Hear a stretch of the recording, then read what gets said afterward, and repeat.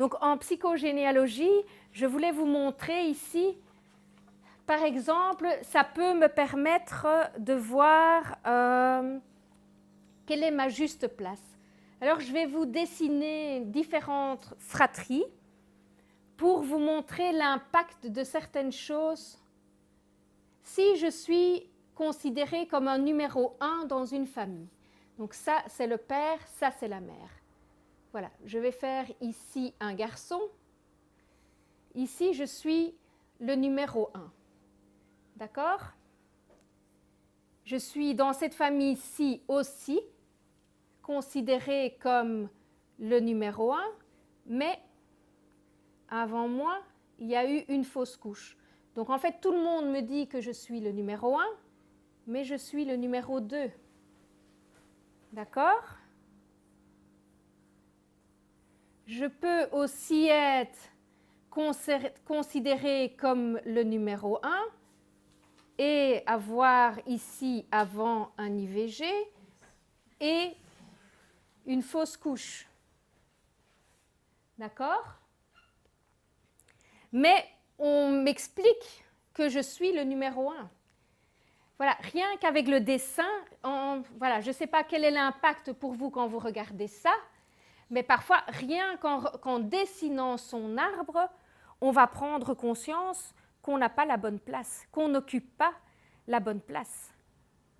Et arriver après une fausse couche, ça va encore, j'ai envie de dire, mais quand on arrive, et je vais le faire encore parce que j'ai eu un cas de personne voilà, qui était dans ce cas-là, quand on arrive après un IVG, IVG c'est avortement, hein, pour qu'il soit médicalisé, voulu, etc. Quand j'arrive après un IVG, j'ai le programme, il y a quelque chose en moi qui se demande pourquoi est-ce que moi j'ai le droit de vivre et que celui d'avant n'a pas eu le droit de vivre. Quand un avortement n'est pas fait en âme et conscience de l'âme qui s'incarne, donc là de nouveau à chacun ses croyances, c'est important que chacun puisse accueillir ses propres croyances, mais quand j'arrive après quelqu'un, après un enfant où on a dit ben voilà non je ne sais pas t'accueillir pour un tas de raisons valables ou pas, ça c'est pas à nous d'en juger, mais le programme qui arrive ici c'est est-ce que moi j'ai le droit de vivre? Et moi je connais un garçon qui se retrouve, la maman vient me consulter par rapport à un problème voilà, pour son fils. Mais, et elle me dit, j'aurais tellement aimé avoir j'aurais tellement aimé avoir 3 enfants.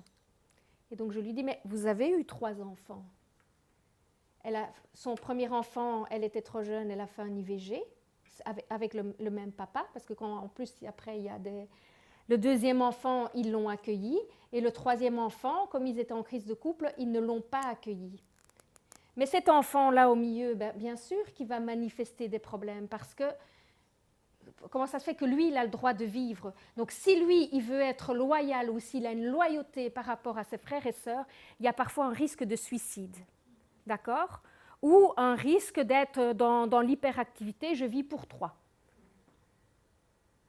Ou je vis pour 2. Donc, dans une fratrie, quand on dit tu es le numéro 1, parfois c'est important de raconter l'histoire à l'enfant. Parce que de nouveau, si je lui raconte l'histoire, il peut se structurer sur l'histoire.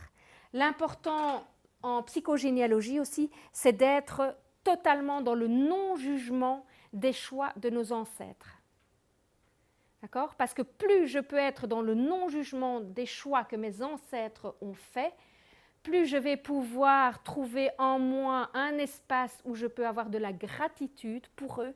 Et la gratitude est quelque chose qui nous guérit énormément.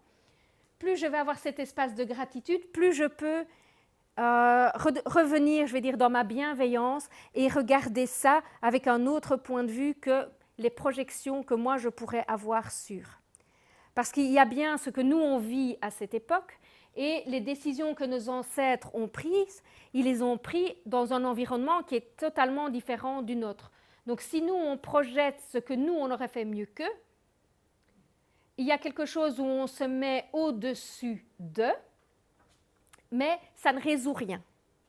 D'accord? Ça va juste continuer à transmettre. Donc, il y a une clé énorme dans le transgénérationnel, c'est trouver l'espace en nous qui peut être dans le non-jugement, qui peut trouver, je vais dire, de la gratitude parce que la vie est arrivée jusqu'à moi, malgré tout ce qu'ils ont vécu, malgré toutes les décisions qu'ils ont prises, bonnes ou mauvaises. La bienveillance, parce que moi aussi, je fais des erreurs dans ma vie. Donc, ils en ont fait, mais moi aussi. Nous sommes tous avec des parts d'ombre et des parts de lumière. Alors qu'on peut nier parfois son ombre, mais voilà, on ne sait pas que rayonner. On a l'ombre et la lumière, c'est deux choses qui cohabitent. Et j'ai envie de dire l'ombre, c'est juste cette part de nous qui n'est pas forcément encore à notre conscience. C'est bien ça qu'on transmute, qu'on essaye, entre guillemets, d'améliorer. C'est de travailler sur l'ombre. Notre lumière, on peut l'améliorer, mais c'est bien l'ombre qui doit être transmutée.